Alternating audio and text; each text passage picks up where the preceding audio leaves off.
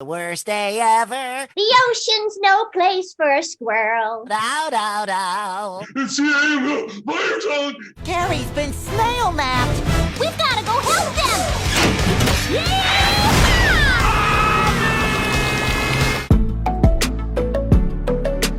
I'm 31 years old. I'm a millennial. I grew up on SpongeBob. And when I say what interviews I'm doing, my friends get most excited about SpongeBob.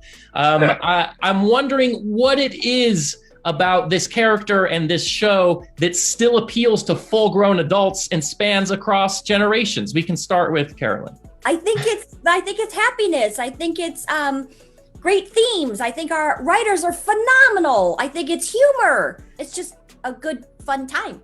I second that, and I would add that it's all about shapes and colors. Good shapes and bright colors. It's like a slot machine. Bill? Yeah, baby. Yeah, Clancy's hit right on it. There's a strange alchemy at work, and it's a formula that no one can ever know. Certainly many studios have chased it. Kind of a secret formula. Ravioli, ravioli, give me the formuoli. And the secret ingredient, of course, is the character SpongeBob and the world that Hillenburg created. He created an entire world that everyone in the world recognizes. It's a utopia. You know, it really is just classic comedy. I mean, there's really there's not a whole lot of snark. And the comedy comes from the characters, and it's, surreal, but it's also quite real in its own weird way. Like, the characters are always very true to themselves, and the universe kind of has its own rules. And, in a way, I think there's a comfort food factor too with people your age, Jeff, that, if you're 31, you were probably in fourth grade or something when the show came out, fifth grade. And so now here you are 30 years old or 31 years old during like a global pandemic, and you're going, I need stuff that's just kind of sweet and funny and stupid and makes me laugh. Yeah. I don't want anything deep. I don't want to watch anything I don't want to watch a 10-part documentary about serial killers. I don't want to watch Chernobyl miniseries. I just want to watch Jeff, a sponge and a squid. Do not think you are old, Jeff. 31. That's the same age as those French fries under my car seat right now. There is no age limit for this show. You will love this until you're pulling Social Security. It's got a universality to it, and it's, by the way, worldwide. It's just a goofy character who's really positive and really innocent. He's in no way mean, he's just a very positive person. For me, anyway, and he makes me laugh, so it's important. And, it's just funny, that's all. He makes us all laugh. Starting from in the 90s, it embodied this kind of chaotic, kind of kitsch vibe that was kind of more on the underground scene, I guess, like when I was in Seattle in the 90s. So it had that spirit of kind of like a DIY underground vibe. And I think that's what grabbed a lot of my younger friends as young people, but also as a person in my 20s at the time. I hate to use the word like alternative or whatever, but it appeals to people who are on the underground and also people in the mainstream. It really kind of hits everything at once. It was just a treat to work on something that like is fast, creative, and like kind of gonzo. It's great. This is gonna be like one of those buddy movies.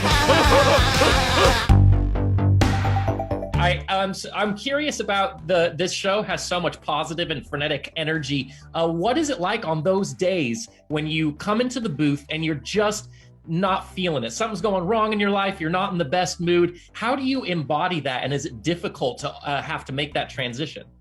This is our security blanket. This is when we come in and do what we're professional about. And this is what keeps us sane, is doing the characters. So you can come in feeling really, really cruddy, but you start doing it and all that stuff is washed away instantly.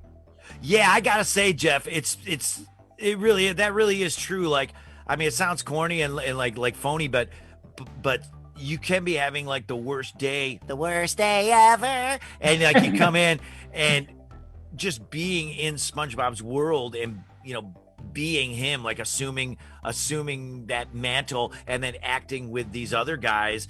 Even we used to be all in the same room together, and now it's all on Zoom. But but it's still seeing these guys a few times a week, couple of times a week is still by far the high point of my week. And doing that deep dive into Bikini Bottom, it's a restorative, you know, it's kind of like the, you know, the Tank in Altered States, you know, you just kind of you kind of climb in and it's great. And then of course, when it ends, you have to walk out of the studio and get hit in the face with the real world. But that time that you spent in Bikini Bottom helps you get through all that. And that's for real.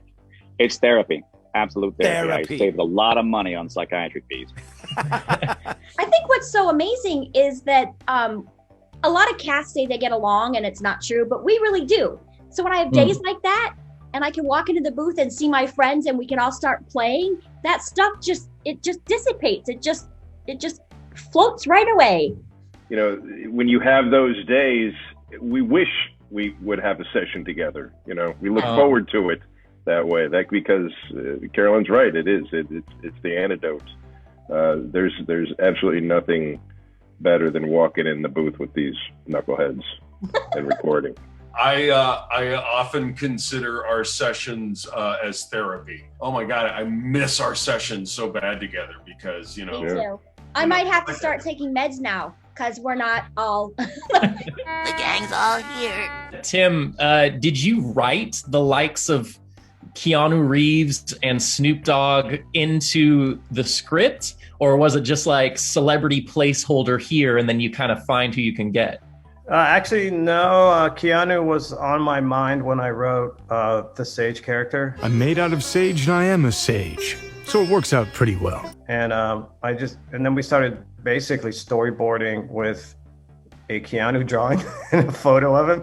So we were building a lot of momentum and we were lucky that he agreed. So, and for Snoop, I don't know, like we really wanted that, like a cowboy gambler rapper. And it was the only, you know what I mean? It was the only thing, it was like, it has to be him, right? So it was so cool that everyone said, yeah, I'll do that. That was really exciting for me. My favorite part of the show, I think, is there's so many original musical numbers that are deeply embedded in my brain. I was wondering if you have a favorite musical number throughout SpongeBob's entire run. We can start with Carolyn again. Wish I was back in Texas. The ocean's no place for a squirrel.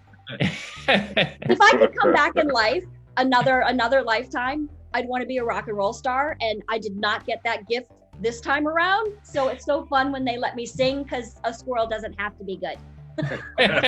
Well, that was beautiful. For me, it's hard to beat the campfire song and the way Tom does it. C-A-M-B-F-I-R-E-S-O-N-G song. And Patrick gets to be a complete buffoon and just try to, it's your song! You know, he's trying to keep up in his own way.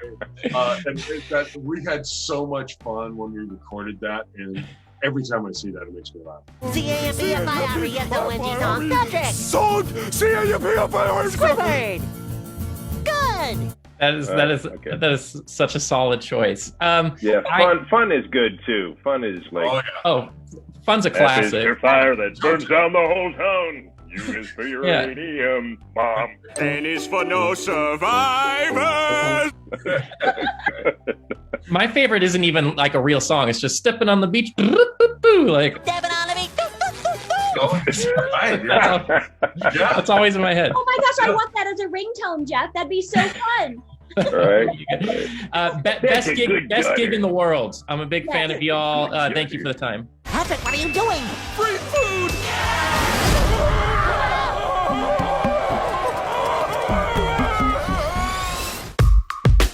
My kids keep knocking on the door, and I'm so sorry. And you can hear pounding in the background. And congratulations on solving your Rubik's Cube. Oh, thank you. There's 3 of them. I did that for you. You're Did you do it backwards? I did not. I did it one-handed without looking. My daughter brought me lunch, you guys, so that's what that was about. So Oh, very sweet.